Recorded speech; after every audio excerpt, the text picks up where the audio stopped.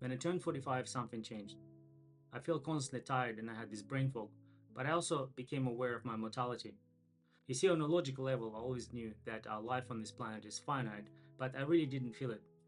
And it's as if someone suddenly flipped a switch. The realization that this body is not going to last forever came over me. I had to do something, and in this video, I'll share with you what habits I had to stop to change my life and adapt, and what results I got from it. Welcome, I'm Jay Martinov, and this channel is all about thriving as you age, living well, stay active, and enjoying your life. Sleep became very important. Most of my work is analytical, and without having 7 to 8 hours of sleep, I cannot concentrate and continue throughout the day. In the past, my bedtime was inconsistent. Sometimes I stayed up late at night watching YouTube videos or Netflix, or hanging out with friends or learning salsa. I'll go to bed depending on the day, 9 o'clock or 10 or sometimes 11 or past midnight. That had to change because my body was constantly confused on what time do I actually get to sleep. To fix this, I had to create consistent bedtime routine when I would go to bed between 9 to 10 o'clock, but not later than 10. It wasn't always easy because there were always some temptation to finish off the last episode of something or finding an incredibly interesting video that had to be watched that night. But with some practice and trickery, I managed to put it into a good system. One of the tricks that I used was to set an alarm clock, not just to wake up, but go to sleep. Most of the modern phones will have that functionality. Another trick I used was to switch off all electronic devices in my living area, so I had no temptation to continue watching something, and the rule was past 9:30, TV is off and I'm going to bed. I'll talk about creating good sleep habits in a separate video, but one thing I had to change as well is to stop drinking water after 4 p.m. You see, what I found out, if I drank water closer to my bedtime, I would wake up a couple of times in the middle of the night to go to the bathroom, and that of course will disrupt my sleep. In saying that, I still make sure that I stay hydrated. I drink about 2 liters of water throughout the day, plus soft drinks or coffees that I'll add on top of it. I grew up in late 80s, early 90s in Soviet Union at the time of its decline, and alcohol was ever present. Not because the country was in a decline, but also it was part of celebration of life, family gathering, hanging out with friends.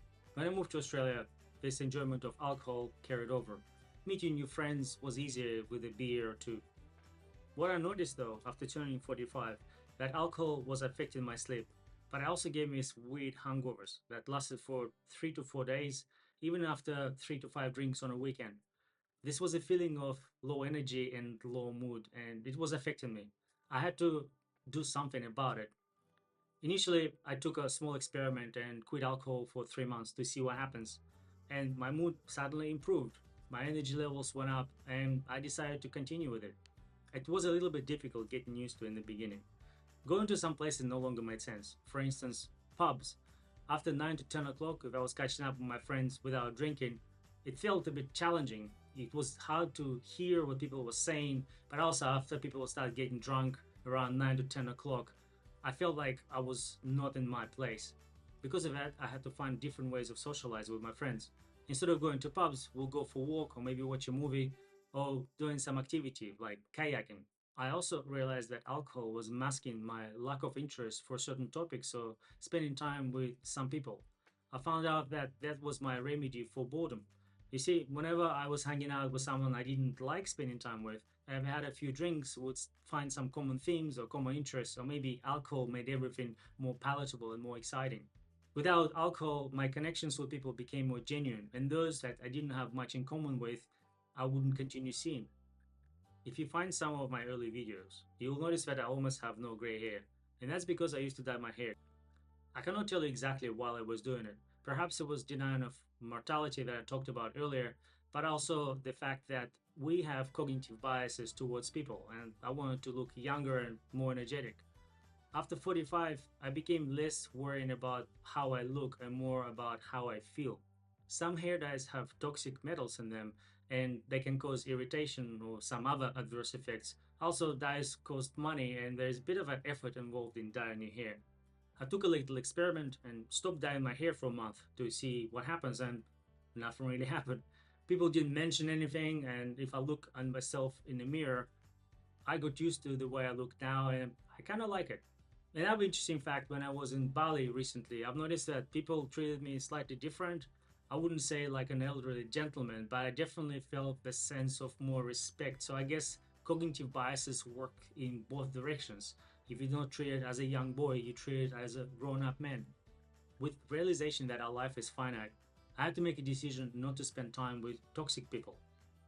In my situation, those people weren't deliberately trying to wreck my life, but it was more about the feeling they gave me after I spent time with them. They were trying to bring me down or sometimes criticize my career goals or aspirations outside of work. In the past, I had a lot in common with those friends, but over time, I built more quality relationships with people who are aligned with my values, and those old relationships no longer serve me. Life is too short to spend it with people who are constantly trying to bring you down. I worked with this guy. He was always chilled and relaxed, and one day he shared his story with me.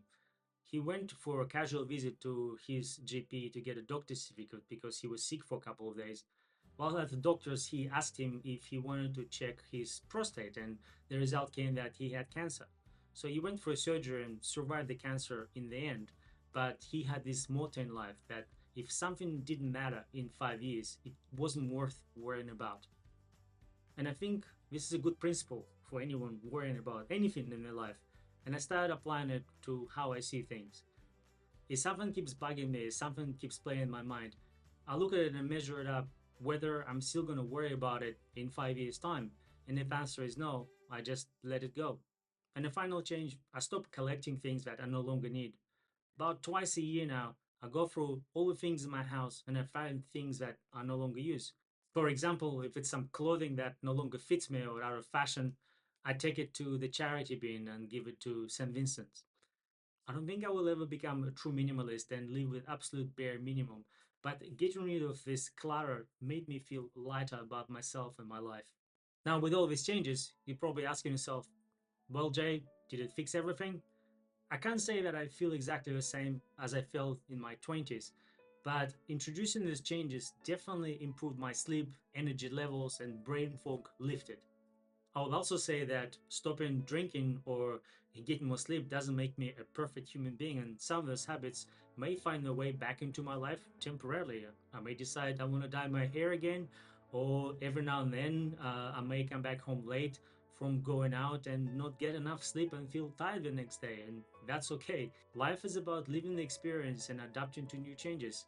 Yes, we're not the same as we were in our 20s and 30s, but there's still so much to enjoy about life, and with the new understanding and wisdom we get as we age, it's only getting better and better. I hope you enjoyed this, and if you do, please check out my other content and come back for more for videos about aging well. I'll see you in the next one.